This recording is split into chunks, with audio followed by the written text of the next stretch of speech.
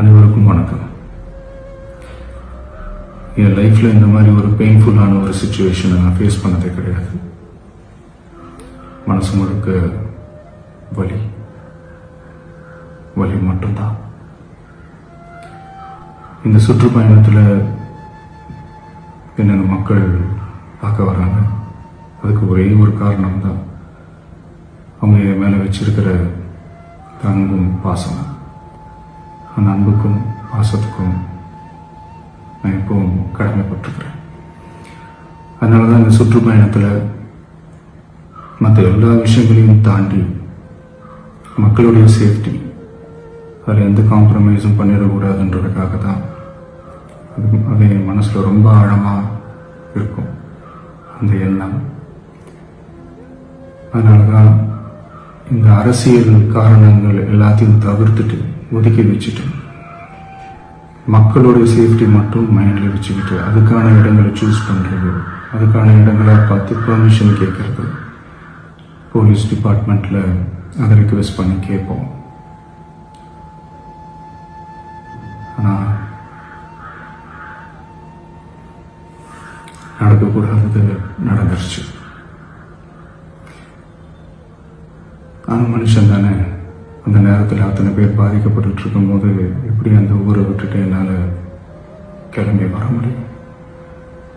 நான் திரும்ப போகணும்னு இருந்துச்சுன்னா அது ஒரு காரணம் காட்டி அங்கே வேறு சில பதட்டமான சுச்சுவேஷன்ஸ், வேறு சில அசம்பாவிதங்கள் அந்த மாதிரி எதுவும் நடந்துடக்கூடாதுன்றதுக்காக தான் நான் அவாய்ட் பண்ணேன். இந்த நேரத்தில் சொந்தங்களை இழந்து தவிக்கிற இத்தனை குடும்பங்களுக்கும் என்னுடைய ஆழ்ந்த இரங்கலை தெரிவிச்சுக்கிறேன். எனக்கு தெரியும், என்ன சொன்னாலும் இது ஈடையாகாதுன்னு எனக்கு தெரியும்.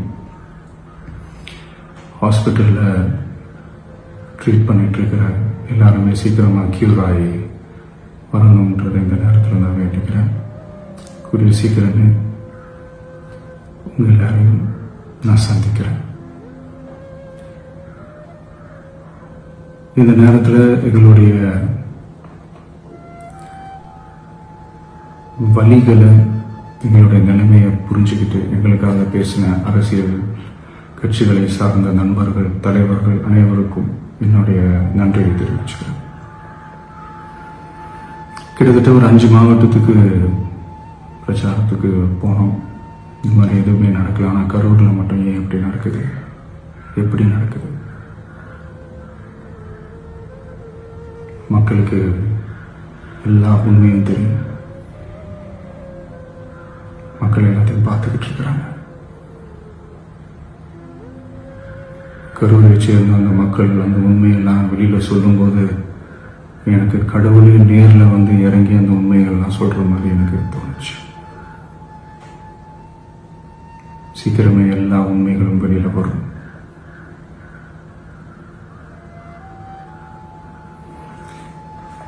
எங்களுக்கு தரப்பட்ட இடத்துல நாங்கள் போய் அந்த ஸ்பாட்டில் நின்று நாங்கள் பேசிட்டு வந்தோம். அதை தாண்டி எந்த தவறும் எங்கள் சைடில் நாங்கள் எதுவுமே செய்யலை. பட் இருந்தாலும் எங்கள் கட்சியை சேர்ந்த நிர்வாகிகள், தோழர்கள் மேலே எஃப்ஐஆர், அது மட்டும் இல்லை சோஷியல் மீடியாவை சேர்ந்த நண்பர்கள், தோழர்கள் அவங்க மேலே எஃப்ஐஆர்லாம் போட்டு இப்போ பிடிச்சிக்கிட்டு இருக்கிறாங்க.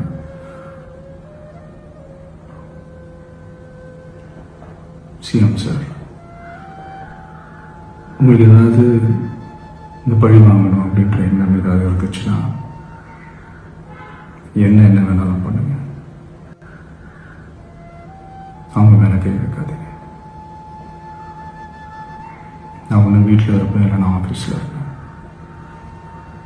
என்ன வேணாலும் செய்யுங்க. நண்பர்களே, தோழர்களே, நம்மளோட அரசியல் பயணம் இன்னும் ஸ்ட்ராங்கராக, இன்னும் தைரியத்தோட கண்டினியூ ஆகும்.